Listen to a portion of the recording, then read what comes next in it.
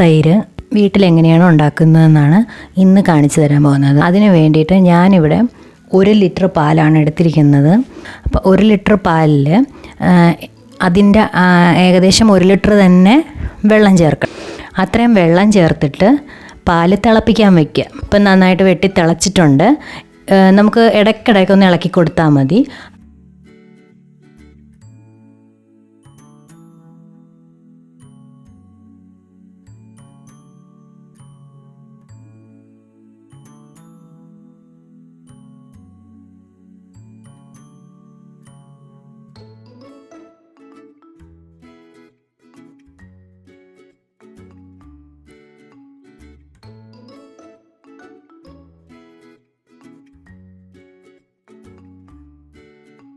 അതിനുശേഷം നമ്മൾ നോക്കുമ്പോഴേക്ക് അതിൻ്റെ മുകളിൽ പാട വന്ന് അടിയുന്ന കാണും. അപ്പോൾ പാടയൊക്കെ നന്നായിട്ട് വന്നിട്ടുണ്ട്. അത് ഇങ്ങനെ തുടരെ ഇളക്കിക്കൊണ്ടിരിക്കണം.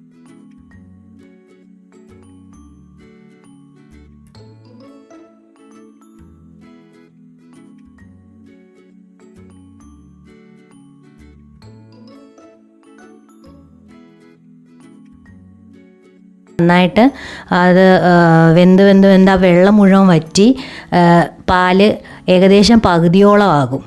അതാകുന്നത് വരെയാണ് നമ്മളിത് അടുപ്പിലിട്ടേക്കേണ്ടത്. ഇപ്പോൾ ഇതാ പാല് നന്നായിട്ട് കുറഞ്ഞു വന്നിട്ടുണ്ട്. അത്രയും അളവ് കുറഞ്ഞു കഴിയുമ്പോൾ നമ്മളത് ഓഫ് ചെയ്യുക. ഓഫ് ചെയ്തിട്ട് തണുക്കാൻ വേണ്ടി വെക്കുക.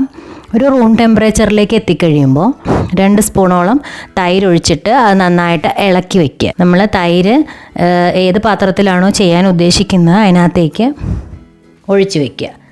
അപ്പം ഞാനൊരു മൺപാത്രമാണ് എടുത്തിരിക്കുന്നത്. ഒരു 8 മണിക്കൂറോളം ഇങ്ങനെ വെക്കണം. ഇപ്പം നോക്കിക്കോളൂ, നല്ല കട്ടിയായിട്ടുള്ള തൈര് നമുക്ക് കിട്ടിയിട്ടുണ്ട്. ഈ തൈരിന് അധികം പുളിയൊന്നുമില്ല.